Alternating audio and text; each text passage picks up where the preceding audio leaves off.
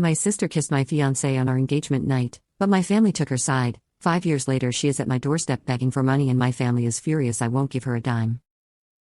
I, 29F, recently got a call from my mother, who I hadn't spoken to in almost 5 years, saying that she needed my help because my sister and her husband had just been through a tragedy.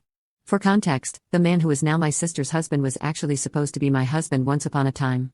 My sister, 27F, I'll call her Melissa, hooked up with my fiancé, Lucas, 29M, on the day of my engagement. Lucas and I had been together since college, and he proposed to me after almost 5 years of being together. He'd thrown a party for us to surprise me on the night of our engagement, and I still remember feeling like I was on top of the world until around 10 p.m. when I decided to go out into the backyard for a better reception and caught my sister all over Lucas. There they were, making out so passionately that for the first couple of seconds they didn't even notice me standing there with my mouth wide open. I couldn't believe that he was doing this to me after almost 5 years of togetherness, and on the night of our engagement, no less. When they finally did take note of me, they broke apart instantly, but it was too late. I made a run for it, got into my car, and drove as fast as I could to the nearest hotel that I could find. I was hyperventilating because I was so shocked at what I had witnessed. I was somehow trying to process it and was willing it to be untrue. But then I received a text from Melissa saying that she was sorry, but she was in love with Lucas, and apparently, this had been going on for a really long time now. I was in the hotel room when I received that text, and I broke down like never before.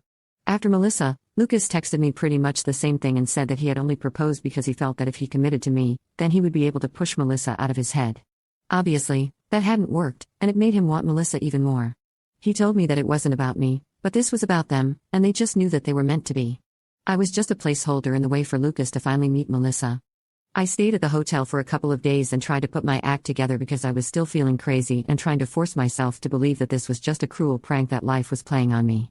After almost 4 days, I finally went back home because I did need to collect my stuff and rejoin work if I didn't want to get fired. When I showed up at home, I realized that my family had been living with Lucas under the same roof, waiting for me to come back. It would almost be touching had it not been for the circumstances under which I left. Everybody had been trying to text me and get me to respond relentlessly after I'd disappeared, but I hadn't replied to a single one of those texts. So, needless to say, there was a lot of chaos when I finally came back, and everybody made it a point to hug me and tell me how glad they were to see me.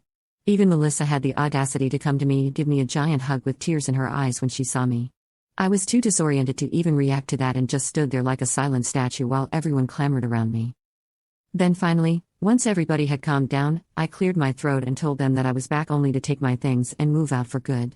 Lucas had just been standing there without a word up until that point, but when I said that I was going to move out, he announced that there was no need for me to leave because he'd already packed his stuff and was going to move in with Melissa since now everything was out in the open anyway.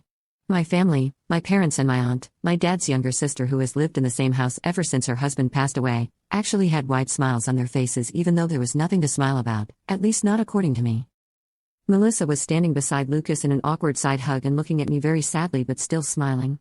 I couldn't take it anymore and decided to ask my family what the heck were they even smiling about because as far as I was concerned, Melissa had just broken up my engagement and stolen my boyfriend of almost 5 years. There was really nothing very funny or sweet about this. My mother chose to speak up at that point and told me that they couldn't go back in time and change the past, but they could accept the future, and they knew that the future had Melissa and Lucas together in it. Granted, it was a relationship that had formed out of cheating, and they did feel sorry about it, but they also wanted me to understand and accept that this was for the best. Melissa said that she was very sorry for taking my boyfriend away from me, but she couldn't help falling in love with him.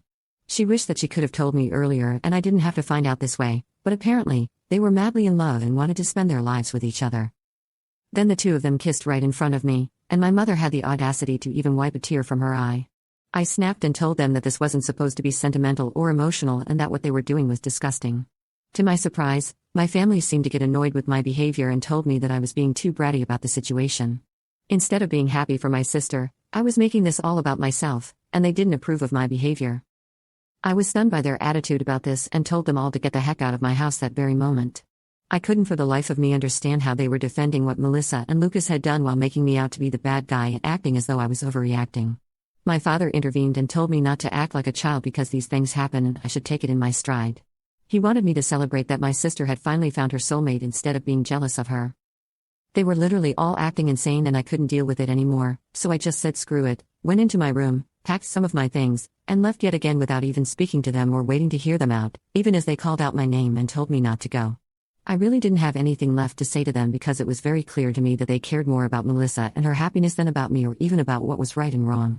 They were so caught up in trying to justify what Melissa had done that they completely forgot that I was also a human being with real feelings as well. Update. My sister kissed my fiance on our engagement night, but my family took her side. 5 years later, she is at my doorstep begging for money, and my family is furious I won't give her a dime. After that day, my family tried to contact me several times, but I never responded to them because I didn't think that I owed it to them. A couple of weeks later, I even received an invitation to Melissa and Lucas' wedding, which I declined, obviously. All the common friends that Lucas and I had also declined the wedding invitation in solidarity with me, and even a couple of relatives who knew the truth refused to interact with my family after they learned how they had treated me in the aftermath of the party. It's been 5 years, and I've pretty much cut them out of my life entirely. They occasionally tried to weasel their way back into my life by wishing me on my birthday or New Year, but I always ignored them. I never even blocked any of them, even though I did remove them from my following and friend lists. Since I have a public account, they could see what I was up to, which is what I wanted. I wanted them to see, and I wanted them to know that I was leading a fabulous life and keep burning with jealousy. It was petty, but it was the least I could do after how they screwed me over. Up until recently, I barely even had a clue of what they've been up to in the last couple of years. My mother called me about 4 days ago from a number that I didn't have saved. When I answered the call and realized that it was my mom on the other end, I immediately tried to hang up, but she begged me desperately for one chance to talk to me because apparently they were in dire need of help. I agreed to talk to her for just a couple of minutes, but only because she sounded so upset and my humanity didn't allow me to turn my back on her at that moment. She told me that Melissa and Lucas had started a business of their own a couple of years ago, but it was failing badly and their investors were all backing out because they were failing to make any profit at all. So, they borrowed more money, but even that didn't help their business, and now they were neck-deep in debt and the loan sharks were all after them. They were being hounded by everyone from their employees to their investors and the people they had borrowed money from. My mother knew that I lived a luxurious lifestyle and could afford to help them out, so she had turned to me as a last resort and was begging me to help them out by loaning them some money so they could pay off their debts. It was no small amount either. She was asking me for almost $75,000. I asked her why Melissa wasn't calling me if she needed help and why she was making my mother speak to me on her behalf. My mother told me that Melissa and Lucas didn't even know that she was coming to me for help, as they had given her strict instructions not to approach me. I guess we all still remember exactly what happened 5 years ago. Melissa didn't want me to know any of this and wasn't ready to take help from me, but my mother didn't know anybody else who would have that kind of money and would give it to them at the drop of a hat. A couple of months had already passed, and Melissa and Lucas were struggling to even put food on the table. My parents were helping them all they could, and even Lucas' family was trying to give them all that they possibly could, but it was just not enough. Even they had to be able to support themselves in the future, so it was impossible for them to just give away all the money that they'd saved over the years, especially because most of my family was retired, and so were Lucas' parents. That's why my mother, with no other options left, had called me to request help. Now, I could afford to help them out, but I really didn't want to. Melissa was right for not contacting me to ask for help. They'd lost the right to make any demands from me the day they cheated on me. I told my mother that I couldn't help them, and even if I could, I wouldn't. My mother sounded very upset and told me that I was being cruel and that I needed to think about my family. I told her that Melissa and Lucas hadn't thought about me when they had that affair, and neither did my family think about me while they were supporting the two of them, so right now there was no need for me to think about them either. I'd worked hard to get to the position where I am today, and I wasn't about to just go and drop $75,000 on two people who didn't even deserve it. My mother then began to cry on the phone and told me that she had never expected me to grow up to be so selfish and claimed that my sister and her husband would end up in big trouble if I didn't help them out. I said that it was just too bad, but I couldn't help them, and then I hung up. Since then, my mother has been sending me several texts every hour, begging me to reconsider and think about my sister for once. She said that this was not the time for petty revenge and that the trouble that Melissa was in was very serious, so if I didn't help her now, I really would regret it in the future. She's being crazy, and I don't understand what to say to her because I don't want to feel like the bad guy here either. Am I the asshole for not helping my sister out financially after she stole my fiance 5 years ago? Update 1. So, I finally blocked my family. I hadn't done that earlier because, A, I wanted them to see what I was up to and feel jealous of me, and B, because I thought that cutting them off entirely could be something that I would regret in case something bad were to happen to them. But I don't really care now. I should have removed them 5 years ago. I don't understand why I even kept them around for so long. That is what was petty of me. Refusing to help my sister out now isn't petty. It's just the logical thing to do. They'd already wasted tons and tons of money, and I'm sure that even if I give them the money right now, they won't be able to repay it. And $75,000 is a pretty big amount, so I might be well off, but that doesn't mean I can just drop that sort of money and not expect it back. Even if this was a close friend of mine who I was helping, I still would expect that money back. And here, these are neither people who are close to me nor my loved ones, nor can I expect them to pay me back, so there's really no reason for me to help them out. It's as simple as that. I told a couple of my friends about this too, to get their opinion on it, and they agreed that I'd done the right thing by refusing to give them the money, not even out of a feeling of revenge, but mostly because it was completely impractical and stupid to even expect me to help them when they were the ones who had screwed me over in the past. But anyway, my mother is blocked now and she can't contact me to guilt-trip me anymore, so I have nothing to worry about. Final update. My sister kissed my fiance on our engagement night, but my family took her side. 5 years later she is at my doorstep begging for money and my family is furious I won't give her a dime. Something really big happened today. I was at work when I received a call from my neighbor, saying that there was a couple outside my house screaming for me to come out and talk to them. My neighbor told me that they seemed pretty crazy and had been screaming at the door for about an hour, refusing to leave. I asked her for a description of them, but in my heart, I already knew who it was. She told me how they looked, and it just confirmed that I was indeed going to run into Melissa and Lucas when I got back home. My neighbor told me that I needed to come back and deal with this because she didn't think that these two were up to any good, and I agreed. When it was Melissa and Lucas we were talking about, they could never be up to any good. So, I thanked her and started driving back home immediately because I couldn't risk them getting into my house at any cost. I got there in about 15 minutes, luckily, and caught them in the act of trying to break into my house by picking the lock on my door. I pulled up in front of my house and asked them what the hell they thought they were doing. I tried to call the police immediately, but Lucas was as quick as lightning and he rushed over to me and knocked the phone out of my hand. Melissa also walked over to me and told me that they were here just to talk and they didn't want anything from me, not at the moment, at least. I told them to make it quick and also said that they shouldn't expect me to invite them inside, so whatever they had to talk about had to be discussed out there in the yard. They seemed to be okay with that, which was a relief because I really didn't think that it would be a good idea to invite those two inside. Close quarters, they already seemed pretty hostile, so I didn't know what to expect since they'd said they didn't want anything from me.